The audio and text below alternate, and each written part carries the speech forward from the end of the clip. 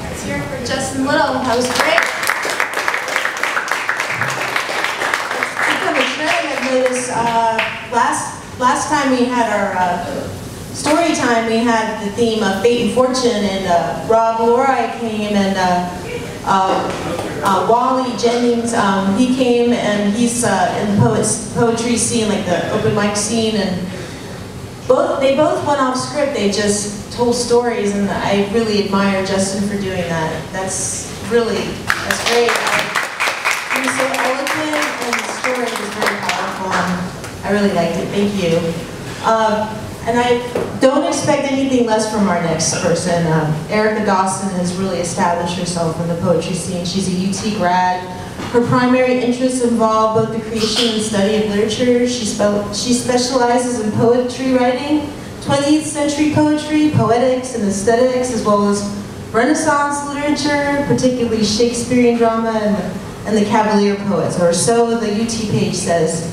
I think probably what you'll find is something kind of in between the lines there. She's a very vibrant poet. She's very alive, and she's got a certain intensity and excitement to her words that drew me to asking her to come tonight. And I'm honored to have her, and I think you'll like her, and thank you. And here's Erica Dawson.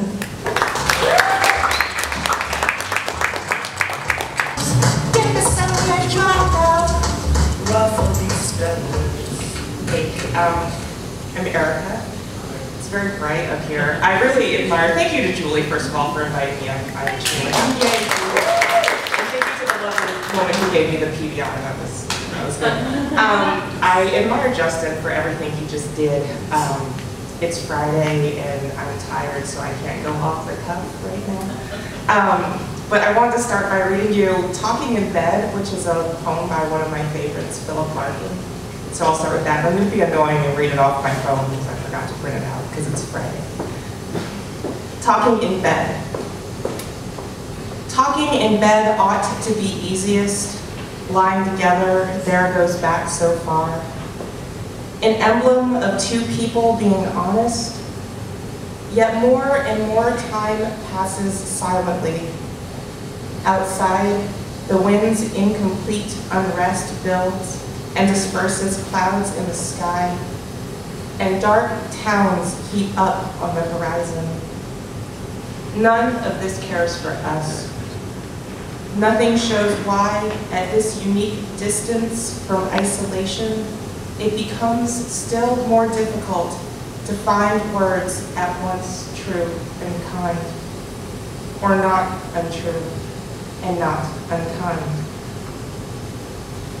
I think that for me, writing is an extremely solitary activity. Those of us who do it know that we spend a lot of time alone in the corner thinking and feeling like we should be out there with nature and people, but we don't want to, so we hide behind our words. And I used to be really embarrassed about the time that I would spend alone. My parents would want me to go outside and socialize. I was like, no, I'm just gonna lay back here and it's fine. And I realized after a while as a writer that being alone is actually generative for me when I'm trying to think about things and sort my mind out and figure out all of the confusion and all the stimuli that are hitting us and coming at us every single day. And I realized that solitude, no matter how much of a bad rap it gets, is a little bit like my favorite drug, if I could pick a favorite drug. So I wrote this little piece for you guys called Writing is My Pusher Man, and then I'll read a poem after that. Writing is my pusher man. I confess I am a little world made cunningly of elements and an angelic sprite. Mix earth, wind, air, and fire, mortar and bricks, oxygen and carbon copies. Cunning and bright, thoughtfully thick, lay it down and I know it must be burnt. This is writing. I can't silence surging sounds. Sights blaze only to snuff their smoke. And behind my face 1,000 eyes and ears of cognizance that don't have the sense to shut up, dig, and hold fast. I love not knowing's eudaimonia, the question mark's comfortably open mouth. Writing is my gateway drug.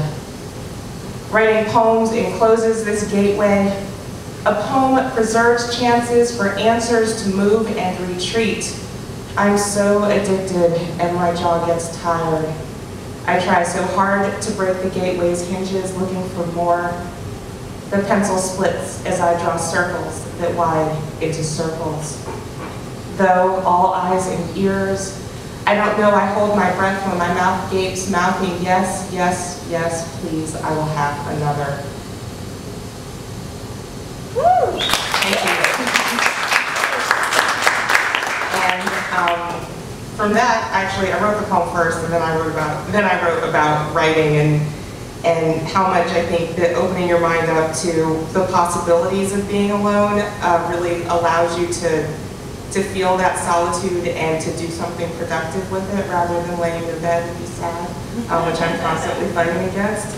And the poem is called Brown Recluse from the Basement, and it starts with the line that I read from Philip Larkin. Talking in bed ought to be easiest. But no, it's talking to yourself.